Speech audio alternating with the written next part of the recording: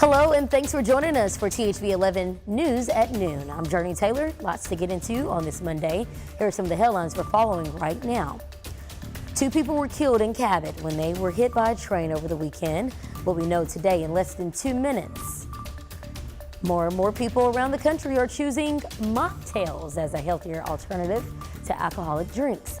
Just ahead, how one local coffee shop is trying to bring the trend to Little Rock. And the Duggar family, a name familiar to many Arkansans, but also many households around the nation. A new docuseries promises to tell the story behind the mega family. More on the family member telling their story at 12:22. But first, we also want to get a quick look at weather. Meteorologist Nathan Scott. Very nice to see you on this Monday.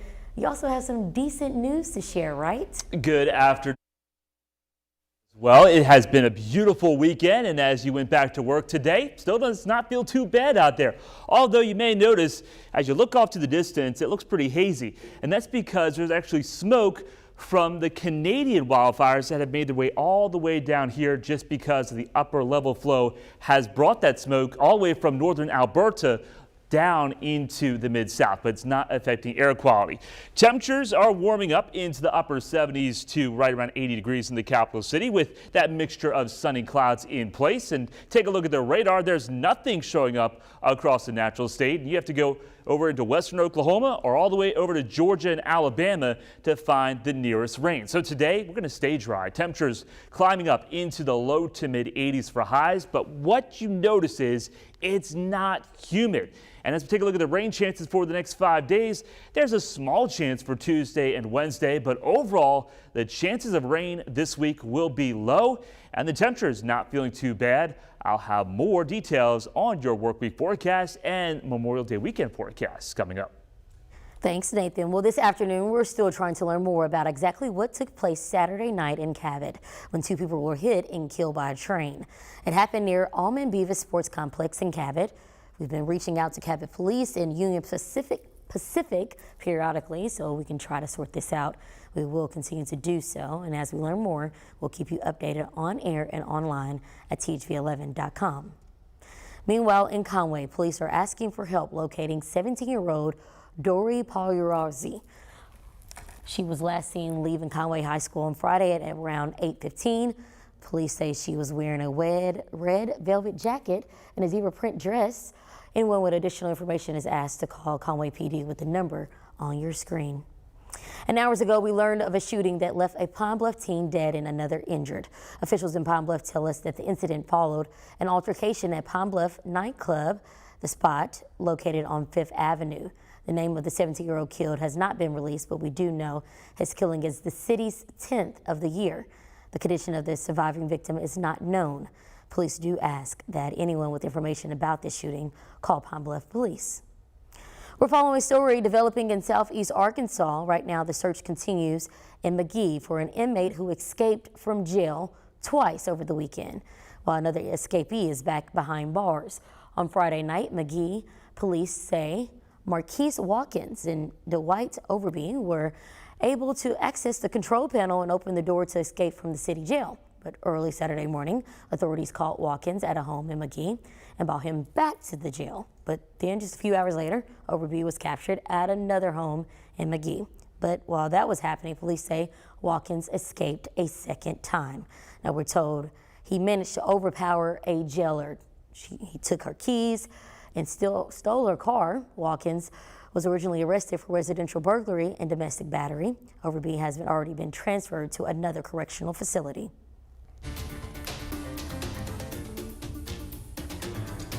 Turning now to national news, murder suspect Brian Kohberger will be back in Idaho courtroom to be arraigned for the stabbing deaths of 4 University of Idaho students. A grand jury indicted the 28-year-old criminology graduate student on 4 counts of first-degree murder and 1 count of felony burglary. Prosecutors allege Kohberger committed the quadruple murder at a house in Idaho last November. He was arrested at his family's home 6 weeks later in Pennsylvania.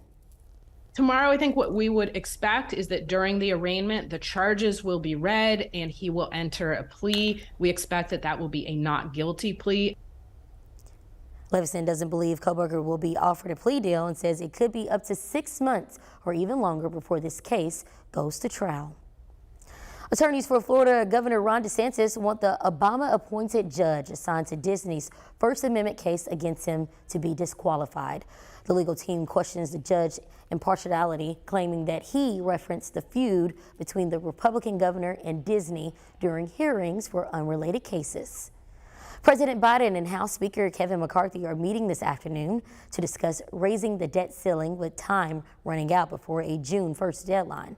The president cut short his overseas trip in order to get back to the negotiating table. Nicole D'Antonio has more details from Capitol Hill. White House negotiators arrived on Capitol Hill Monday to resume talks over raising the debt ceiling ahead of this afternoon's face-to-face meeting between President Biden and House Speaker Kevin McCarthy. I'm going to give the respect to the president and his team. They know exactly where we are. They know exactly what would make this productive. That means, yeah, both sides would have to have compromise. Sources say the White House is now offering to keep spending flat from this year to next. Republicans, they say, want to increase defense spending while cutting everything else up to 22%. It's a real spending problem. And so the idea that I said we have to spend less than we spent the year before. We're not going to raise taxes. And I proposed cuts in spending of over $1 trillion. But I believe we have to also look at the tax revenues. Treasury Secretary Janet Yellen confirmed over the weekend June 1st is the hard deadline when the government can no longer afford to pay its bills. And with the time it takes a bill to pass Congress, the deadline for a deal is sooner. The time period that it takes to write a bill when you come to an agreement, the 72 hours, it has to sit out there so everybody can see it, pass the House, and then go to the Senate. And I don't know. So I always gave like a week with the Senate. The impact of defaulting would be felt by everyone. Economists say millions of Americans could lose their jobs, pushing the country into a recession. Social Security checks could be delayed, and the nation's credit rating could be lowered. Nicole D'Antonio, CBS News, Capitol Hill. The McCarthy-Biden talks are scheduled to begin at 5:30 this afternoon. Now, as thousands of students prepare to graduate and enter the workforce, a recent report shows those with a bachelor's degree or higher had the lowest unemployment rate at 2.2%.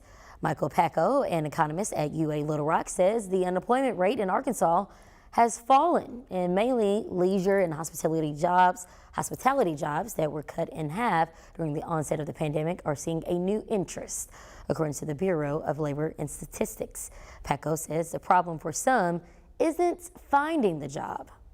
Most employers are finding it difficult to find qualified employees at any level, whether it's recent high school graduates, college graduates, or experienced workers.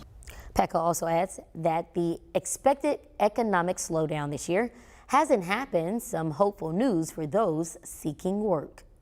Now, according to the Arkansas Division of Workforce Services, it dropped to 2.8% in April.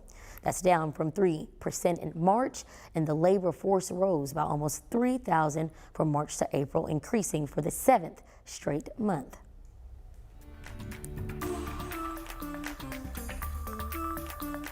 An important meeting is happening in Pine Bluff today. The Jefferson County Quorum Court can finally vote on rules that have held them up in court all year. HB 11 has been following the drama in the court for months. The sticking point is the procedure rules to set how meetings should be held. Jefferson County Judge Gerald Robinson created one version, while several justices of the peace drafted another version. At tonight's meeting, the Quorum Court will vote on the judge's version, which, if passed out of committee last week, the ordinance governs how meetings will go for the next 2 years and how things are placed on the agenda.